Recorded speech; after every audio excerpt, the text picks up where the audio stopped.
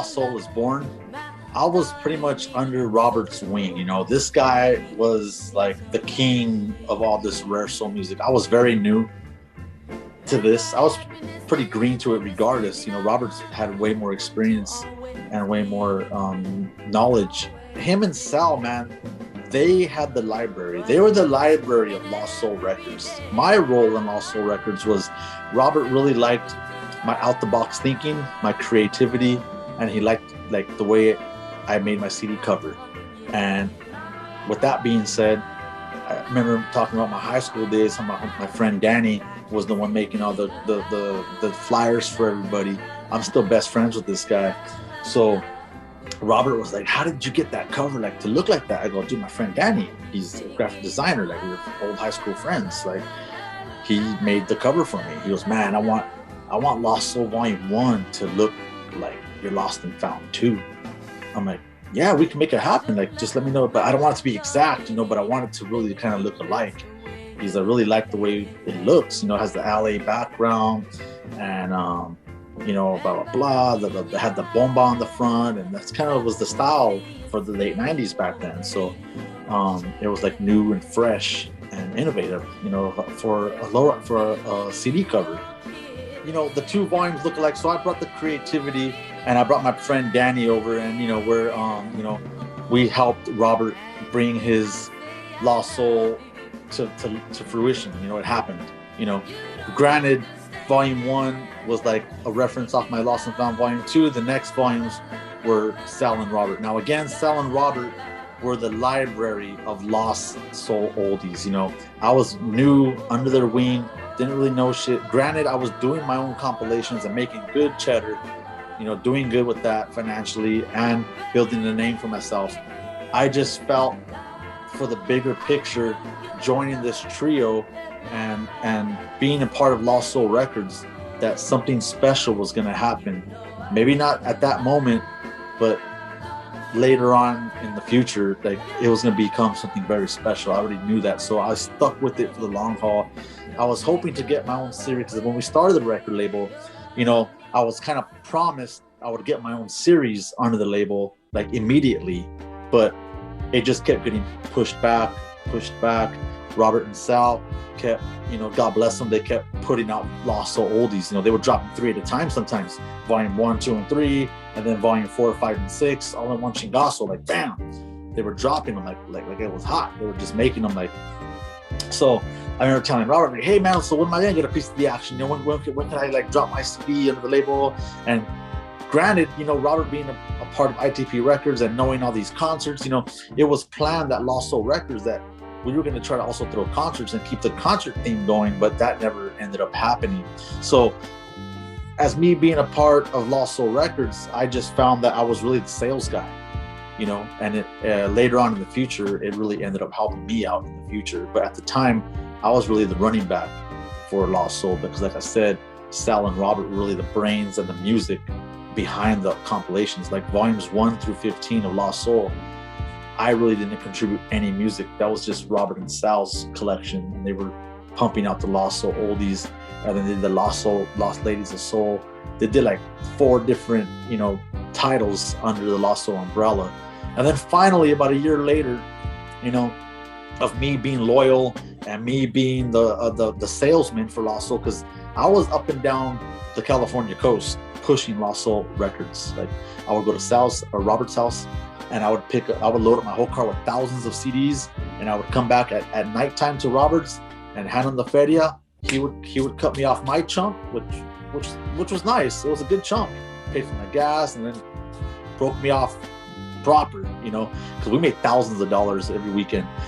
There was a lot of CD and record stores, and I was the guy really dealing with all those record stores. Everybody knew my face. I mean, yes, Robert and Sal did drop off their CDs and did sell the compilation, but that was more my job, and I enjoyed doing it. You know, I really enjoyed doing that for the company and being that guy for the label. While Robert and Sal were just continuously putting out the music, I was continuously being the running back and like dealing with sounds and distribution companies and mom and pop shops from like the 805 all the way to San Diego. And I was like driving, like snake running, like every weekend. Me and my lady at the time would take those trips, take 4, 5, 6 hours to you know, to hit all the stores, come back, snake back. And I remember me driving and her counting hundreds of dollars in the passenger seat, thousands of dollars. Just, yeah, like, I think like $8,000 right here, you know, just selling this music for Robert and Sal. And knowing that one day soon I was gonna have my own series under the Lost Soul Records label. But for now, this is what I was doing. I was quarterbacking it, I was getting paid for it, and I was doing PR. And that was my role for the first like year of Lost Soul Records. And then finally, Robert said, hey man, let's start working on your project, you know, but we're licensing all the music, you know, so we had to go to the Swamp Dog and we licensed the Whispers, you know, What Will I Do, Timothy Wilson.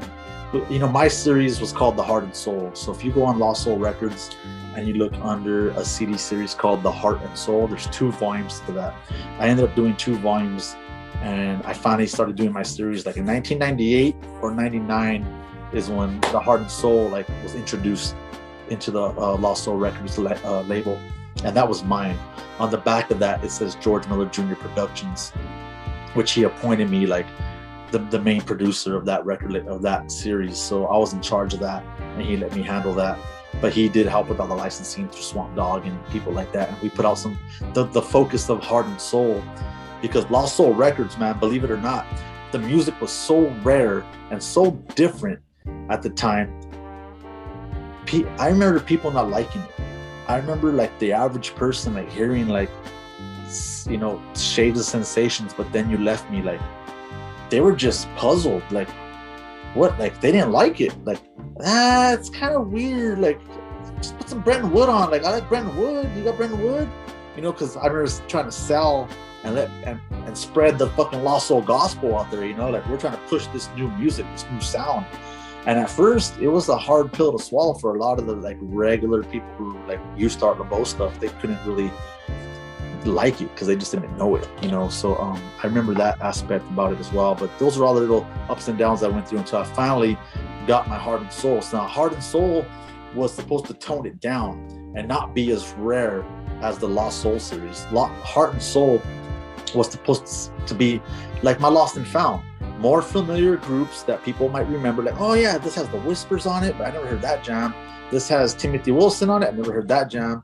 And then we would sneak in a couple rare ones like the Eminons, One Heart, and like, you know, Citations, Hey Mr. Love ended up, you know, surfacing on that comp. Soul Sensations ended up surfacing on that comp again.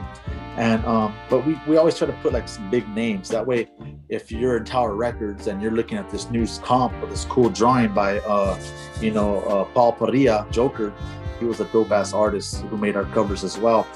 That's who made my Heart and Soul covers, and they were really catchy covers, pretty cool for the time. And yeah, we wanted people to recognize some of the artists like the Whispers, Timothy Wilson. So we had some big name artists on the comp, but some of the more obscure recordings that weren't really played on the radio or even known by anybody, but they were badass jams. So go check out Heart and Soul.